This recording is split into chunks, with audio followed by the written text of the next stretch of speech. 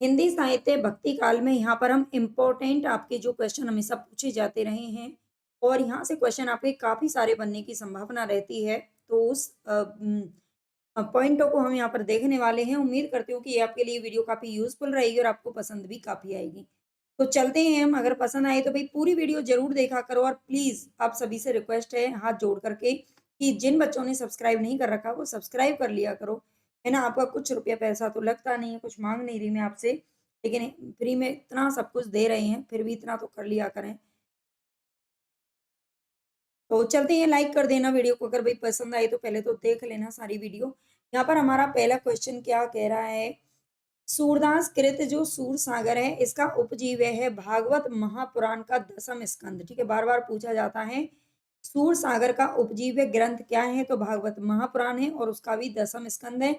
और ये हम पहले ही पढ़ चुके हैं कि इसमें टोटल कितने हैं, 12 स्कंद है इसके अंदर। ठीक है, सूरसागर में 4936 यानी कि 4936 पद हैं और 12 स्कंद है किसके अंदर, सूरसागर के अंदर। ठीक है, सूरसागर में 4936 पद हैं और 12 स्कंद हैं।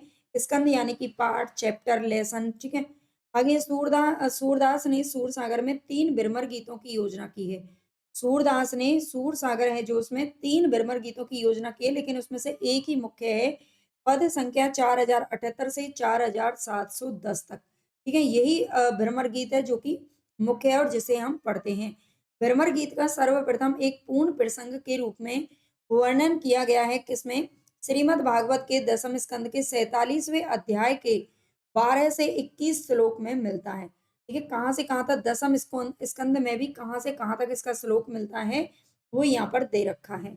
हिंदी साहित्य में भ्रमर गीत काव्य परंपरा का प्रवर्तन सूरदास ने किया था, ये ध्यान रख लेना। प्रवर्तन की अगर बात करें, भ्रमर गीत का प्रवर्तन करने वाला कौन है, तो ये सूरदास जी हैं। भ्रमर गीत में कुल 700 पद हैं जो इनके द्वारा लिखा गया भ्रमर गीत है सूरदास जी के द्वारा, उसमें 700 पद हैं। प्रोफेसर मैनेजर पांडे ने भ्रमर के 3 रूप बताए हैं, कृष्ण का प्रतीक, उद्धव का प्रतीक और स्वतंत्र रूप में। भ्रमर तो आप जानते ही हैं, भ्रमर का अर्थ होता है भौरा, जो कि एक हम जीव के रूप में देखते हैं, लेकिन यहाँ पर भ्रमर का अर्थ है कृष्ण और उद्धव, और तीसरा स्वतंत्र रूप में। भ्रमर गीत को उपालंब काव्य भी कहा जाता है। उपालंब का मतलब होता है उल्हाना। ठीक है, ये शब्द आप शायद सभी जानते होंगे, है ना, सभी भारतवासी जानते होंगे। उपालंब यानी कि किसी को तहाने मारना, है ना, उसको जिसको हम बोलते हैं तहाने मारना, ये उपालंब काव्य भी इसको कहा जाता है, क्योंकि इसमें जो गोपियां हैं वो उद्धव जब इनके पास प्रेम मतलब संदेश लेकर के जाता है कृष्ण का, तो उसको बहुत सारे ताने मारती हैं। आचार्य रामचंद्र शुक्ल ने इसे ध्वनि काव्य भी कहा है। एक-एक पॉइंट यहाँ पर इम्पोर्टेंट है, एक-एक लाइन। आगे सूर सारावली जो कि सूरदास जी के द्वारा लिखा गया ग्रंथ है, इसमें 1107 छंद हैं। इसकी रचना संसार को होली का रूपक मानकर की गई है। ठीक है, इसकी जो सूर सारावली की रचना किस लिए की गई है, तो होली का रूपक मान करके की गई है। साहित्य लहरी जो कि सूरदास जी का ही ग्रंथ है, 1550 ईस्वी में लिखा गया था। इसमें अलंकार और नायिका भेदों के उदाहरण प्रस्तुत करने वाले 118 दृष्टिकूट पद हैं। ये बार-बार पूछा जाता है, कौन-सी रचना है सूरदास की जिसमें दृष्टिकूट पदों का वर्णन है, तो ये साहित्य लहरी में किया गया है। आचार्य रामचंद्र शुक्ल जी सूरदास के बारे में लिखते हैं, वात्सल्य और श्रृंगार के क्षेत्र का जितना अधिक उद्घाटन सूर ने अपनी बंद आंखों से किया है, उतना किसी और कवि ने नहीं किया। इन क्षेत्रों का कोना-कोना वे झाँक आए हैं। ठीक है? किसका? वात्सल्य और श्रृंगार दोनों का। और ये याद रख लेना, बंद आँख क्यों कहा जाता है कि सूरदास को जन्म से ही, कुछ विद्वान इनको जन्म से ही अंधा मानते हैं, कुछ बाद में हुआ मानते हैं, लेकिन ये आँखों के अंधे थे।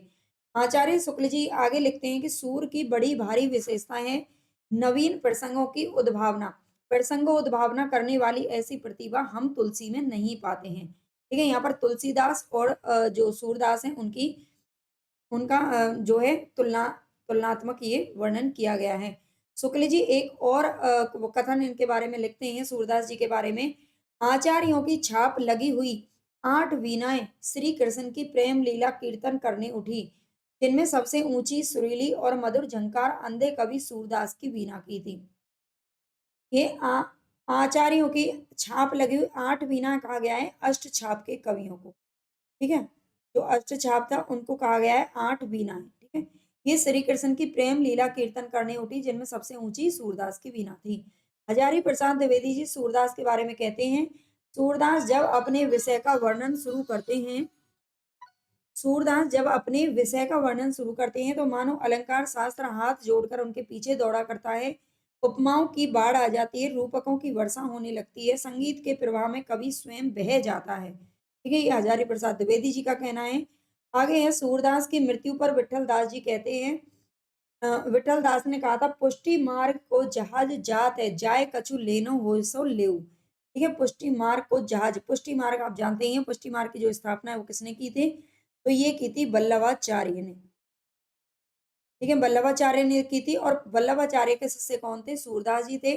और वल्लभाचार्य के जो बेटे थे, पुत्र थे विठल नाथ जी, विठल नाथ ने अ, इसकी अष्टछाप की स्थापना की थी 1565 में। हम कल वाली वीडियो में पढ़ चुके हैं, अगर आपने नहीं पढ़ी है तो जरूर पढ़ लेना।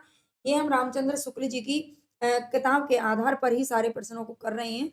अगर आपने नहीं पढ़े हैं ना, ये पूरी वीडियो जरूर देख लेना। मैंने कम से कम 10-15 वीडियो करवा दिए हैं, आदिकाल की 4-5 और भक्ति काल की भी 4-5 हो चुकी हैं। इसके अलावा 2-3 और करवाई थी, तो ज़रूर देख लिया करो, ठीक है?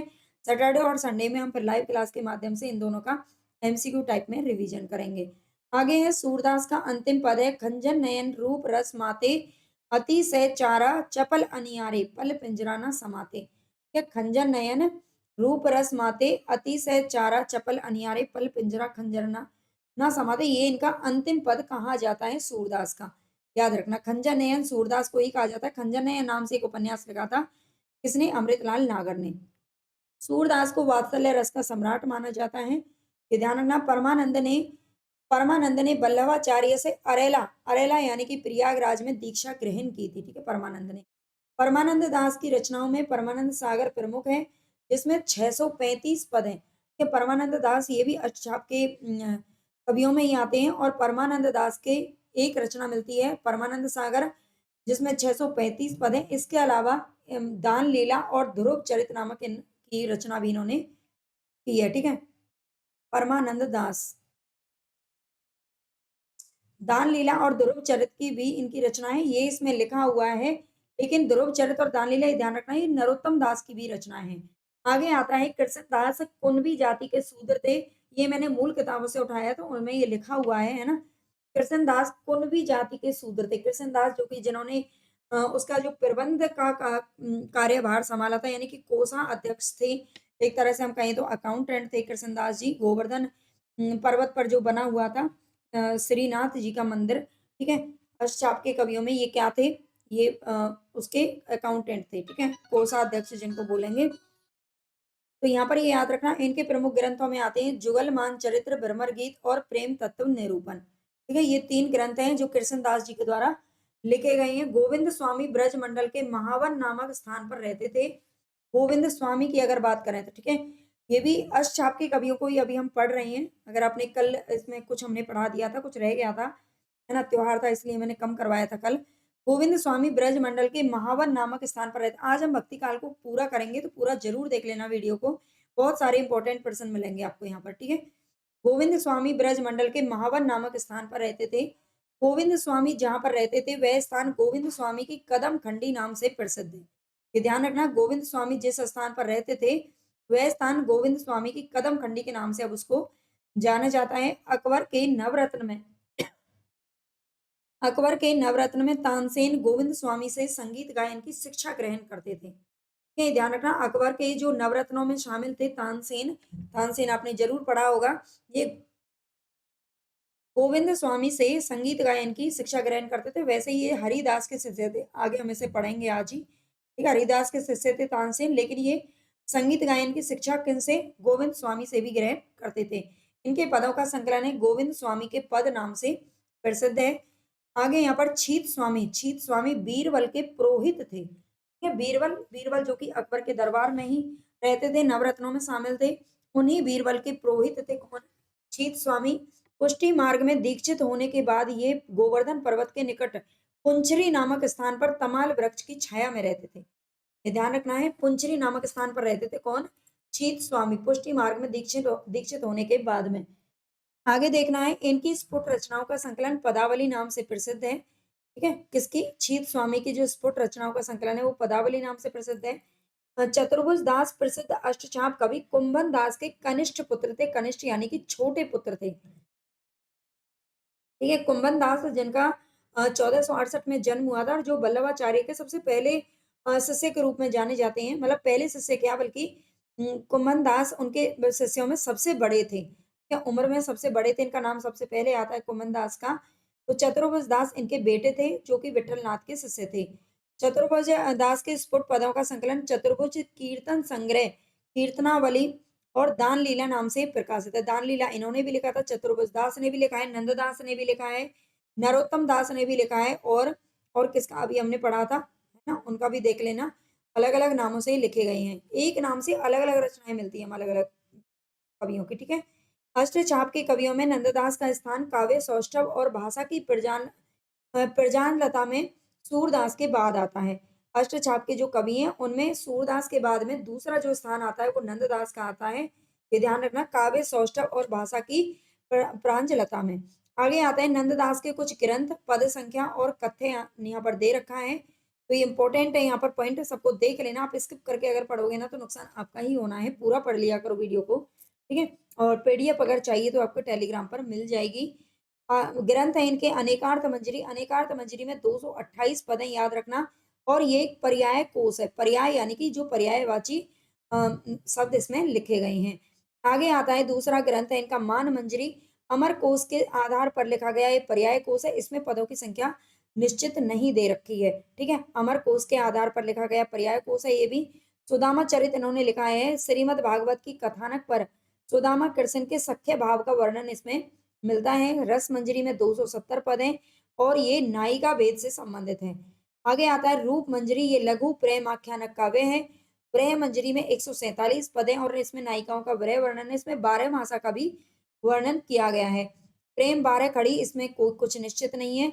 और श्याम सगाई में 63 पद हैं और श्यामा श्याम की सगाई का इसमें वर्णन किया गया है। रुक्मणी मंगल में 90 पद हैं। ये विवाह काव्य है।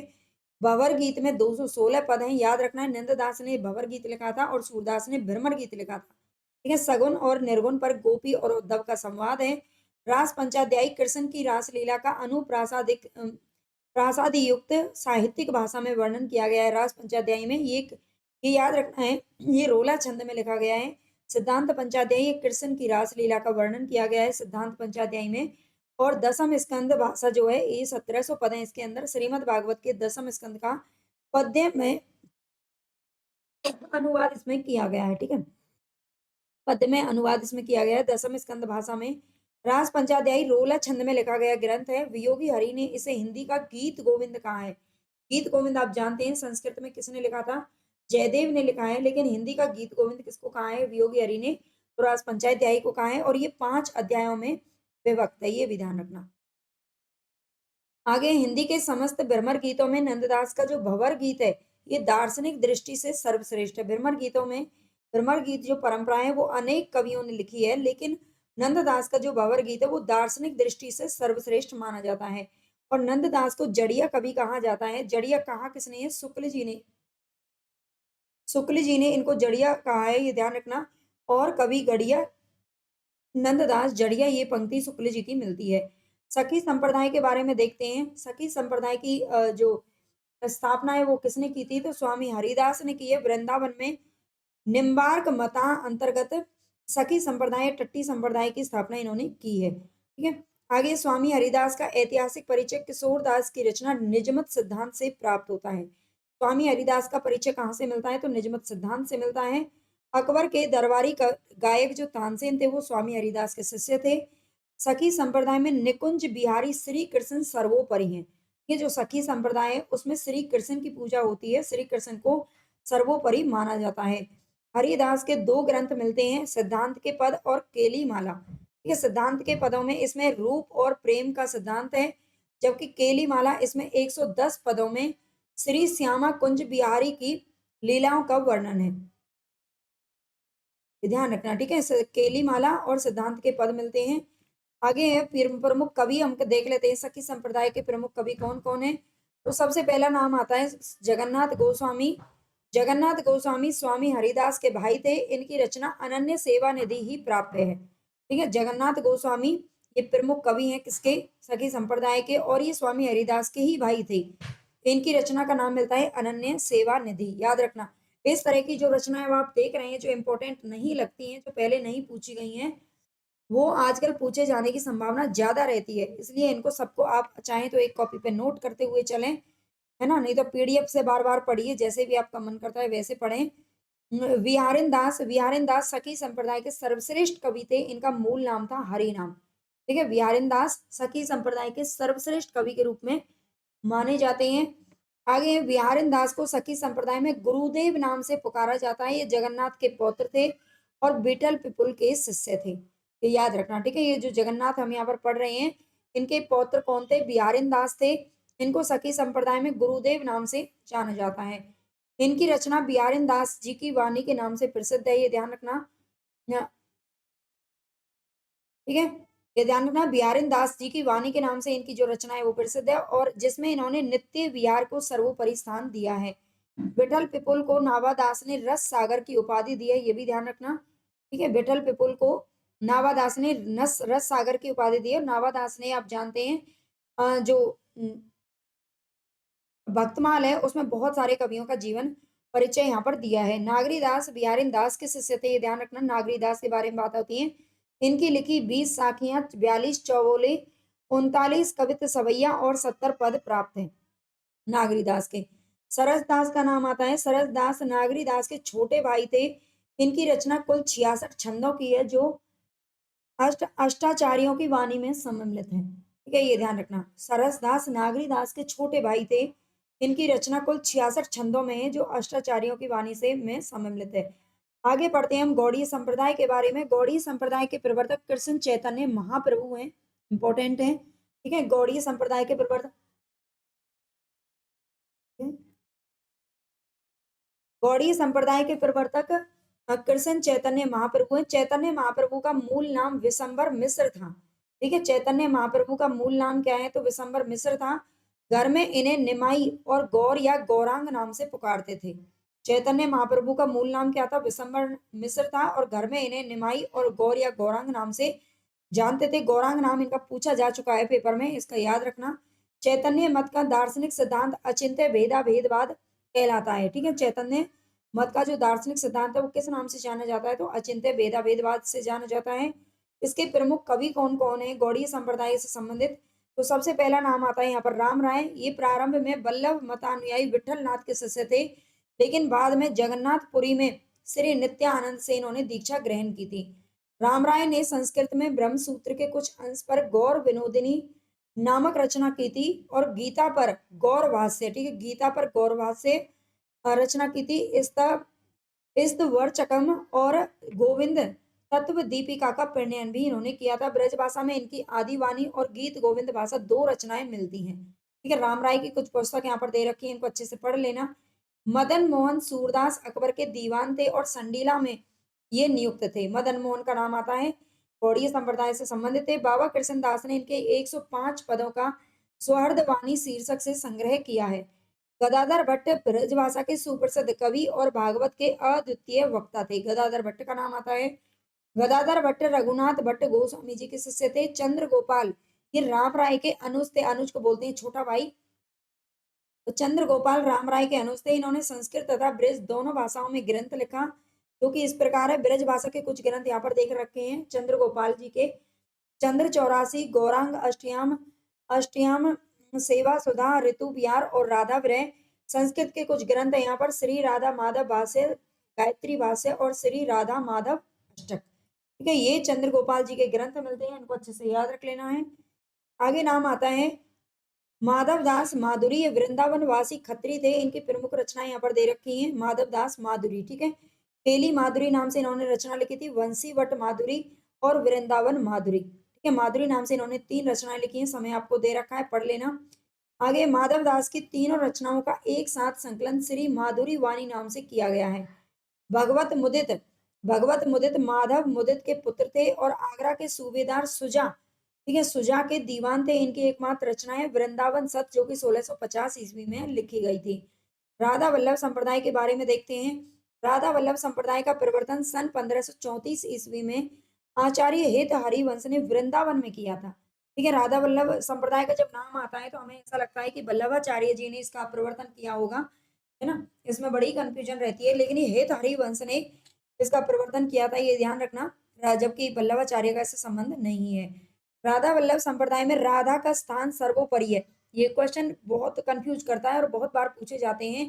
किसी संप्रदाय में राधा को, किसी में विष्णु जी को, किसी में श्री कृष्ण जी को सर्वोपरि माना गया है, तो ये आपको अच्छे से याद रख लेना है। राधा का स्थान सर्वोपरि है राधा वल्लभ संप्रदाय में, और इसमें तत्सुखी भाव को महत्व प्रदान किया गया है। हित हरिवंश के निम्नलिखित ग्रंथ मिलते हैं: हित 84, राधा सुधा निधि और यमुना अष्टक।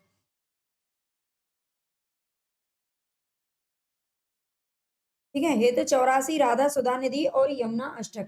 आगे आता है हित हरिवंश अपनी रचना की मधुरता के कारण श्री कृष्ण की वंशी के अवतार माने जाते हैं। ठीक है, जो हित हरिवंश हैं उनको श्री कृष्ण की वंशी का अवतार माना जाता है, ये ध्यान रखना। प्रमुख कवियों की बात करें तो राधा वल्लभ संप्रदाय से संबंधित हैं हरि राम व्यास का नाम आता है सबसे पहले। ओरछा नरेश मधुकर साहा के राजगुरु थे हरि राम व्यास। ठीक है, आगे हरिराम व्यास को वैष्णव भक्तों में विशाख सखी का अवतार माना जाता है, इंपॉर्टेंट है। हरिराम व्यास की प्रमुख रचनाएं यहाँ पर दे रखी है। एक तो है व्यासवाणी, रागमाला और नवरत्न और स्वधर्म पद्धति। ठीक है, वाणी, रागमाला, नवरत्न और स्वधर्म पद्धति, इनको देख लेना, ये इनकी प्रमुख रचनाएं हरिराम व्यास की पूछी जाती हैं। चतुर्भुज दास अष्टछापी कवि चतुर्भुज दास भिन्न, अभी हमने जो पीछे अष्टछाप पढ़ा है उसमें चतुर्भुज दास का नाम आता है जो कि कुमन दास के पुत्र थे, लेकिन यहाँ पर एक और नाम आता है राधा वल्लभ संप्रदाय से संबंधित चतुर्भुज दास का, वो उनसे भिन्न है। इनकी प्रमुख रचनाएं हैं द्वादश यश, मंगलसार यश और हितजू को मंगल। हितजू को मंगल बहुत पूछा जाता है। आगे देखते हैं ध्रुवदास। ध्रुवदास का नाम आता है। ध्रुवदास ने स्वप्न में हित हरिवंश से शिष्यत्व ग्रहण किया था। ठीक है, हित हरिवंश से सपने में ही इन्होंने उनको गुरु मान लिया था, शिष्यता ग्रहण कर ली थी, ये ध्यान रखना। ध्रुवदास की प्रमुख रचनाएं यहाँ पर दे रखी हैं। मैं इन सबको तो नहीं पढ़ूंगी क्योंकि इनकी बहुत सारी रचनाएं यहाँ पर दे रखी हैं, आप एक बार इनको पूरा पढ़ लेना। मैंने यहाँ पर टाइप इसलिए कर दिया पूरा क्योंकि मैं इसकी जब पीडीएफ डालूंगी तो आपको सारी रचनाएं देखने को पढ़ने को मिल जाए। ठीक है, मैं पढ़ने बैठूंगी तो आप बोर हो गए। इसमें जो इम्पोर्टेंट है वो मैं बता देती हूँ। जीव दशा लीला जो पूछी जा चुकी है, बाकी एक बार आप सब पढ़ लेना। भक्त नामावली लीला, ठीक है, सिद्धांत विचार लीला, और इसके बाद इनकी आती हैं, सारा एक बार आप पढ़ लेना। ठीक है, और रहस्य मंजरी लीला यहाँ पर देख लेना, ये यहाँ पर इधर छुपी हुई है।